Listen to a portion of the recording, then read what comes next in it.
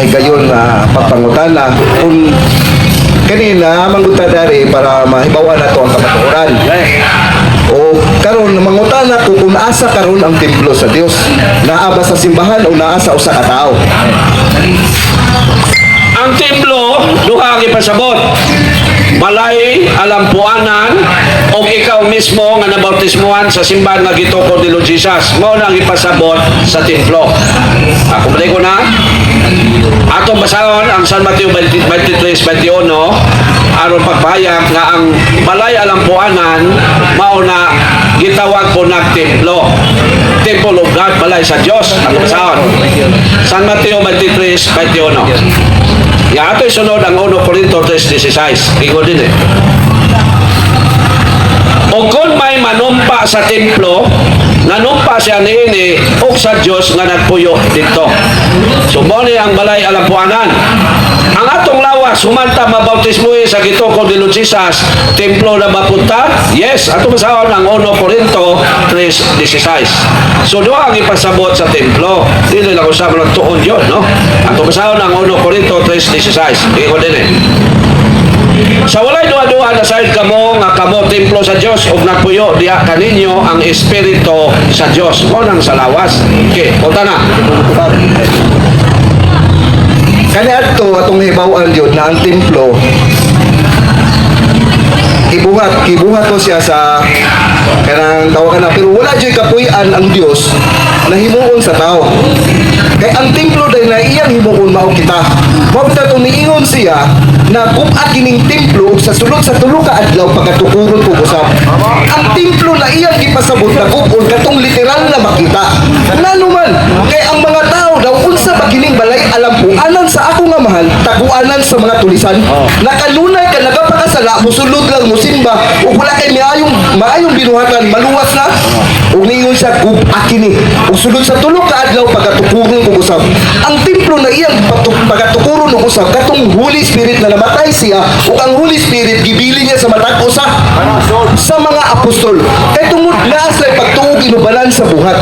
Mao to niingon siya na ang panalangin na dapat unta sa mga Pariseo magtutudlo sa balaod wala gihatag kanila gihatag sa mga taong makabunga niini. Kisa may gihatagan ang mga apostol nganuman kay sila ang nituog nituman sa sugo. Ang mga pari day naay pagtuwa pan walay binuhatan. Sa panahon na niabot si Juan wala sila nituog, niabot si Jesucristo wala usab sila nituog. Mauna na ang panalangin na dapat unta kanila kay sila ang nagbasa sa balaang kasulatan. Wala gihatag sa mga taong makabunga kay sila ang nituog nituman sa sugo. Mauna ni Hangad si Jesucristo. Salamat Ama kay ang tinago mahitungod sa paghari sa Dios. Ipadayag nimo sa mga walay kahibalo. Itago gikan sa mga maalamon sa mga pari. Okay. Question. Nag-iskot pagkat pare. According sa Bible, kinsa may alagad sa Dios sa Old Testament o sa New Testament? Pastor nga dili pare o pastor nga pare? Very clear question ha? Nag-iskot ka pare. Before na ko basahon nga patyon ang devotos pare. Kinsa ang alagad sa Dios? Pastor nga dili pare o pastor nga pare according sa pulong sa Ginoo? Ang question, niatakas pare. So ang question, kinsa ang tinuod nga alagad sa Dios? Old Testament o New Testament? Pastor nga dili pare o pastor nga pare? Kaya pastor manggod pagbalantay na sa Binisaya. So ang question, kinsa ang tinuod nga alagad sa Dios? Pastor nga dili pare o pastor nga pare? Ang tubag isara. Magbase ta sa kabatuoran na si Jesucristo gihimong pangulong pare hangtod sa kahangturan. Ayo nga paminaw pangutana. Base sa mga kasulatan, kinsa ang asay ni Lord Jesus nga pare? Kinsa ang alagad sa Dios? Mga pare o dili? Anaon na lang nato ha para sa iyo dahil di mo pagtubag. Kinsa ang mga alagad sa Dios? Pastor, okay, ato lang gyapon klaron para no doubt sa mga naminaw. Kinsa ang tinuod nga alagad sa Dios? Pastor nga dili pare o pastor nga pare? Ang alagad sa Dios, pare. O kali ha, sultihan ta mo sa kamaturan, ang alagad sa Dios pare. Apan ang pagpili sa Dios ang pagtuo inubanan sa buhat karon mahimo kang pare. Kaya ang Holy Spirit mo uban sa usa ka tawo aron manudlo. Apan ang imong pagtulunan tawhanon lamang, kaalam lamang sa tawo. Apan ang kaalam sa mga pare na pinili sa Dios kaalam sa Dios mismo. Kaya ang Holy Spirit wala man kanimo. So, klaro na nga bitubag siya nga. Di na nato lalison. Mingo naman siya nga ang mga alagad sa Diyos pare. Nya, lalison pa rin nato na. So, ang question pa yun. Mabasa ba sa Biblia nga patyon ang dili motos pare o dili? Question na? Mabasa o nasulat ba sa Bible nga mingon ang Diyos patyang di motos pare? Mabasa o dili? Kasi pangutana? Ay, naon siya man ito yung suhot o talon. Mabasa ba sa Bible nga maingon ang Diyos, patya ang dili mo toos pare? Sa unsang pamaagi niya ang pagpatay? Ayan ang question ba? Sa unsang pamaagi? Kita na mo kang payuhot yung tubag. Ang ako question, mabasa ba o dili? Mabasa ba sa Bible nga ang Diyos maingon, patya ang di mo toos pare? Mabasa o dili? So, mauling kamaturan, no? Kita nanginanglan tagkaluwasan. Kitang tanan ha, kitang tanan. Dili mo ka mo. Ay sabra, dili mo tubag no. Nausa mga tanon na. Categorical question na pero dili man i-debate dialog man ta brother. Sige. Idea, bisag dili nimo tanong aron saon nimo, pero ang question lang is intro, ang tubag lang is intro. Mabasa ba sa Bible nga miingon ang Diyos patya ang di mo tuos pare o dili mabasa? Kung naay mabasa, kamaturan na. Pero kung wala ka ni mabasa, dili na kamaturan. Paliho ko sa pagbasa. So very good tubag. Kung naay mabasa kamaturan, ikaw basa. Ikaw basa. Ako lang basa, Sol. Ay, dili basaha. Tapang ko rin usa ka pastor po, no? Basa din kay niya nga patyon ang libot, patyon ba ang libotos pare o dili? Nasa ka kwan? Deuteronomio 17:12. Asa man doon siya? Asa magsugod? Wala kita siya. Ito na. Tubag. Ayun. Kinsa, ato lang sa reason. Kinsa, katong dili, mutuman sa maghukom o sa pare, ato dito sa Ayaw, nga. ato Ay, sa, namay nga. nga ato dito kinahanglan patyon kanang tawana. Okay, magtama ko So, okay, sa mo ilog ka. patyon man di ay. So, Sa ipatay nimo. ay, ikaw pa yung una ron. Pirmas Police, kay patyon ka na ko. Kay ino man magkamo maluwas Oh. kung pamatyo na. So, ang gingon, niya. Ay So, yan na lang ano maluwas. Kay maluwas man kuno. So, ang atong gingon, mabasa mo ang dili. So, ang ipasabot na sa New Testament, nga ang dili mo to pare, itambog sa impirno. Kung ang ipasabot sa New Testament. So, tinawa, na kung mali pa ang pagkapare, anong mingon man ang Diyos pati ang di mo to pare? Pero ngayon ka nga doon na ba'y pare nga makasala, yes, tao naman na sila. Pero pagkapare, ang dili mo to nila nga manudlo about salvation, pati yun. Alin ko. Claro. Okay. So, punta na. So, uyon ka, karo para na kay tumagon, uyon ka nga nasulat sa Bible nga patyon ang Timotos pare. Tubag na ako. Kaganina na tubag. Ay, pangutana. Kaya ang kamaturan man doon nagsulti na ang bagong panapton dili angayan itapak sa daang biste. Kani sambingay kini. Kay kung ang bagong panapton daw mukulo daw musamot ang kagisig-iri. Na kinahanglan daw na ang Old Testament dili nimo itapak sa New Testament. Kay maglantuki kini. Mao nang kamatuoran na kamo nagbasa na wala kamo nasayod. Kay ang espiritu sa kamatuoran wala man kanimo. Apan naa ni sa mga anak sa Dios. Mo bitaw dili ka kasabot kay ang espiritu sa kamatuoran wala kanimo. Kinsa man day ang anak sa Diyos?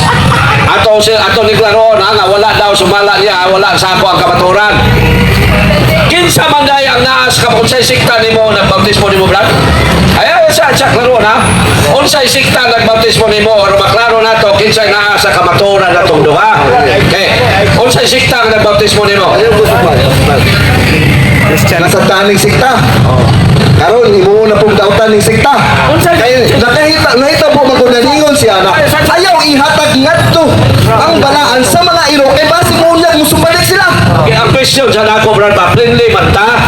Unsay pundok nagbautismo nimo? Ano maklaro nato kinsay naa sa kamaturan natong duha? Unsay pundok nagbautismo nimo? Kupag na nako si Muano dili jud ka makasabot. Unsa pundok ka nagbautismo nimo? Dili jud ka makasabot. Ay, sorry brad, basig bungol man siguro niya ito yung so, no? Paminaw ko, bungol siya. Tinalong ning ato, religious ta. Ako nabunyagan sa simbang katoliko. Ikaw ami kabalo, asa kang punduka nagpasakop. Unsang punduka ang nagbautismo nimo, ano maklaro na to, kinsa sa ato ang naa sa kamaturan. Sayon na kay brad, ayaw na taging problema pa.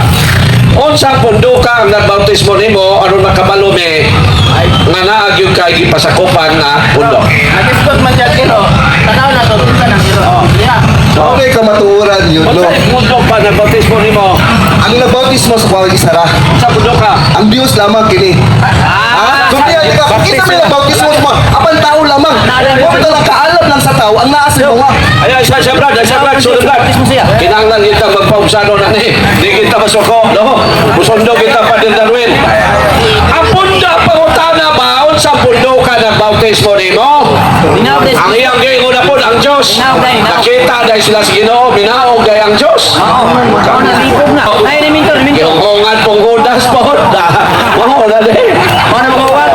Kani si Judas po gini nakaingon nga gilansang, mo na nakaingon nga gilansang Ginoo. Brad, ang kana to Brad, dili ta pakaulaway, tinarong ba? Kay usa ra ni Dios, usa ra katawhan niya. Ang question nako ba, unsang pundo ka ang nagbautismo nimo? Ha? Kanya po ni tao nga, pataka na po. Nahubog na mabuka niya, brother. Ayaw, pag hinubog niya. So, Brad, kung dili tinarong ang imo din so dili na may mo entertain mo. Okay. So, ang question ako, unsang pundo ka ang nagbautismo nimo? Pentecostal ba? Baptist ba? Sabalista ba? Foursquare ba? Mormons ba? O unsa? Kaya maklaro na to, kinsay naa sa kamaturan na tong duha. Kaya diyakyos magkangawala ko sa kamaturan, unyawa day may bawi, may bawi, unsang pundo ka nagbautismo nimo. Tinarong man nga mo din pero di ka magtarong, di na ka na mo entertain. Question, unsang pundo ka ang nagbautismo nimo? Baptist, Sabalista, Foursquare, Mormons, o kuban pa? Kupag na ko na imong pangutana pero kini kinanglan sa mamatay sa ka. Ha? Ay, ako kupag na. Ako tupad. Dili mo kaya nimo. So dili na lang nato siya pugson, no? Walay kwenta. Ha? Ang question lagi sa pundo ka nagbautismo nimo. Tubag ka sa naguna, aron mo padayon ta sa ato ang dialog. Sabi tawanan. Dili tinaro. Okay, sige bro. Wala na man kung nebrad kinanglan, responsive ta sa tubag. Responsive lang ba? So ka mo akyos nga wala ko sa kamaturan. So kung tinuod ka nga na sa kamaturan, isultiun sa pundo ka nagbautismo nimo. Sabi tawanan Pakita man ka sa kinaiyang yawan nun. So, sa po kasi, question. Tinarong brada, last question. Okay ka, di namin mo entertain mo. Kaya di naman ipabibuhay ato din Unsang pundo ka ang nagbautismo nimo? Baptist, Methodist, Foursquare, Sabalista, Saksi ni Jehovah, Mormon, sukuban pa. Asa diha ang nagbautismo nimo? Sa kasulatan yun, isulti naman na daan na si Juan nagbautismo sa tubig. Apan ni si Jesu Cristo ang bautismo sa Espiritu Santo o sa kalayo. Kita ang makahimo sa pagbautismo tanan.